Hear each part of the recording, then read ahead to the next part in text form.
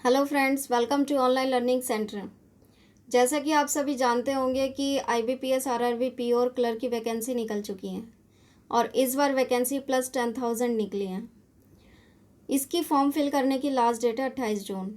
तो आज हम इस वीडियो में देखेंगे कि इसका सिलेबस क्या रहता है और इसकी लास्ट ईयर कट ऑफ क्या गई थी, इसका स्टडी प्लान क्या रहेगा हमारा और स्ट्रेटेजी क्या रहेगी।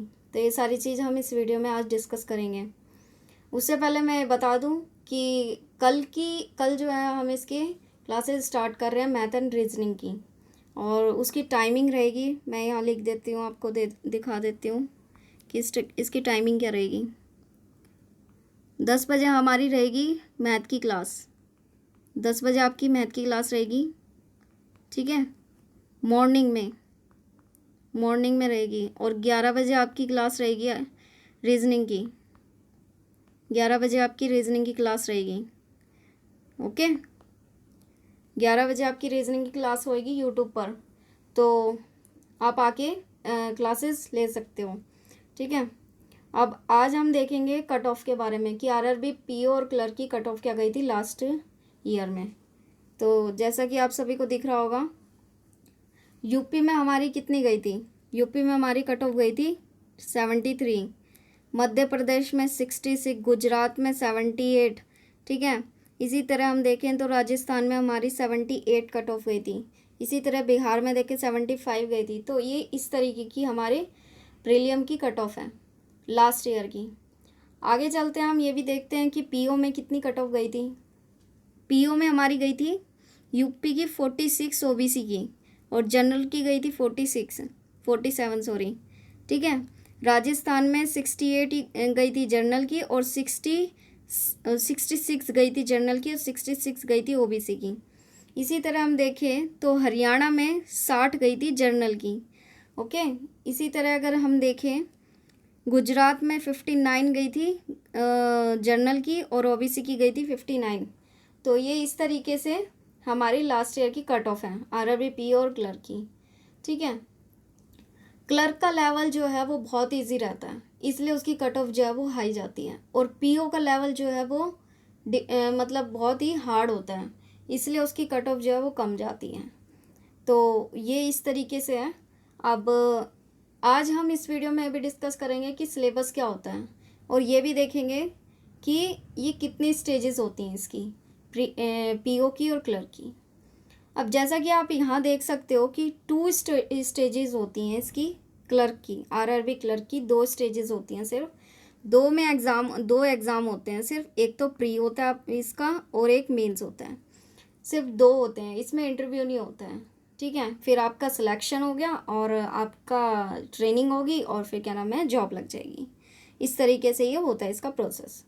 अब इसका देखें आरआरबी पीओ का, तो इसमें कितनी स्टेजेस होती हैं। इसमें आपका प्री होता है, मेंस होता है और इंटरव्यू होता है। इसमें इंटरव्यू ऐड हो गया है, और क्लर्क में जो है वो इंटरव्यू नहीं होता। तो ये इस तरीके से है। क्लर्क की जो है वो लेवल जो है एग्ज़ाम लेवल वो इजी होती है, और इसकी जो है पीओ की वो हार्ड होती है।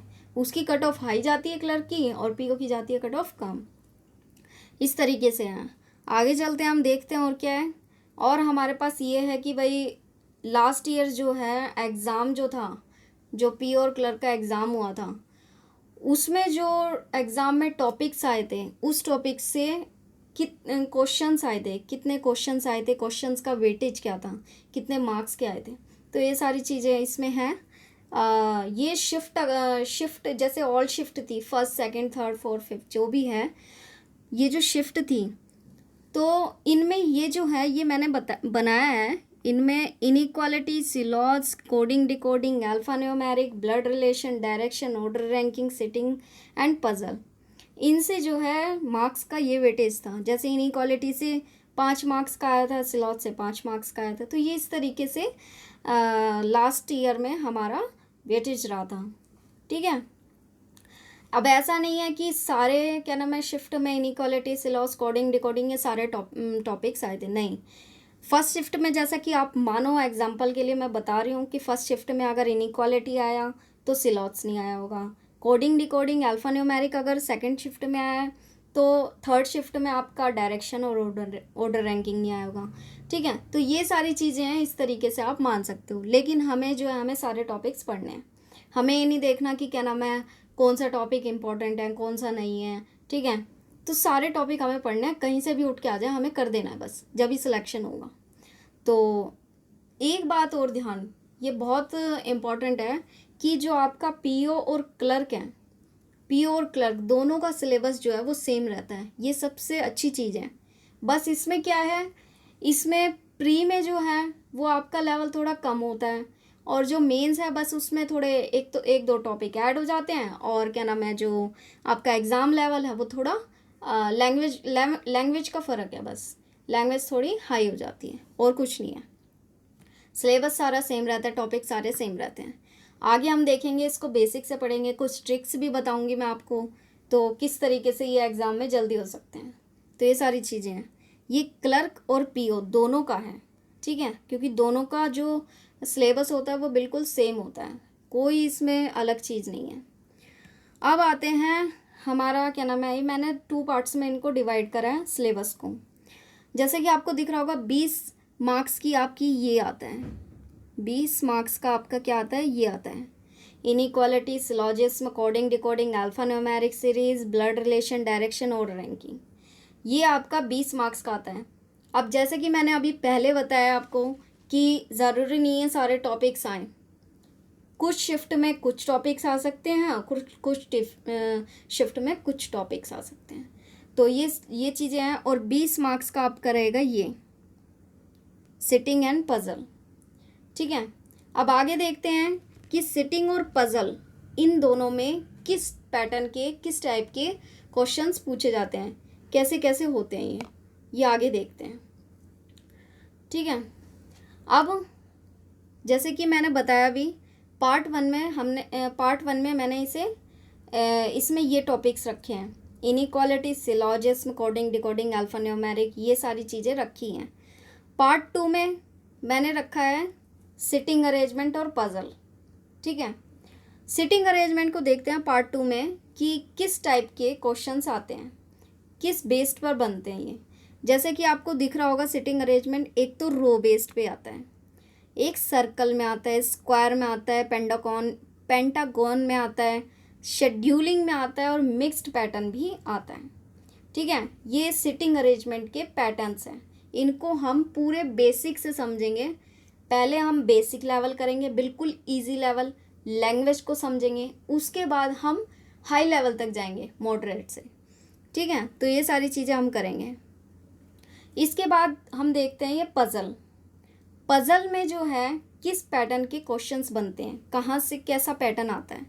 जैसे पजल में आपका आता है box puzzle, floor puzzle, flat floor puzzle, ये मिक्स होके आता है, month based, day based, week, 3 variable based puzzle भी आती है, और रैंकिंग बेस्ड भी आती है, और इसको इधर कर देती हूँ, मिक्स्ड पैटर्न बेस्ड भी पजल आती है।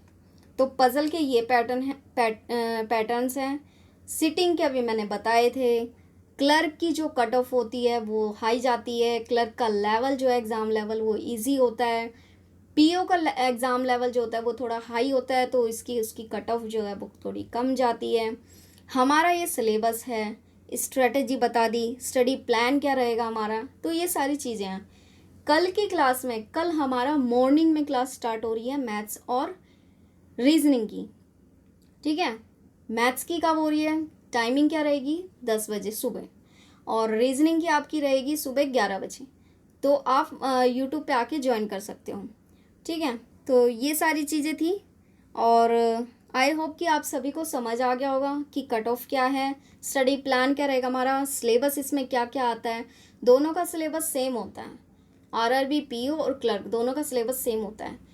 और ये चीज़ है, एक चीज़ और, कि प्री में जो है मशीन इनपुट और ये जो आपका statement and conclusion, causes, effect, ये जो होते हैं ये बिल्कुल नहीं आते प्री में, ये आते हैं मेंस में सिर्फ, और कुछ नहीं चेंज है। मेंस और प्री का सिलेबस सेम होता है, सारे टॉपिक्स वही होते हैं।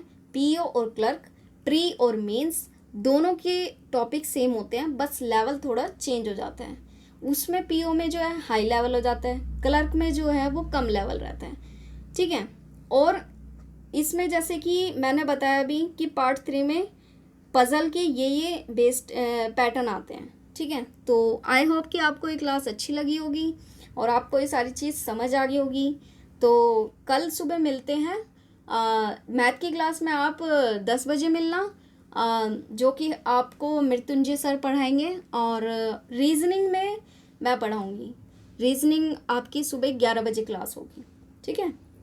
तो इस वीडियो को यहीं एंड किया जाता है। Okay, bye bye, take care.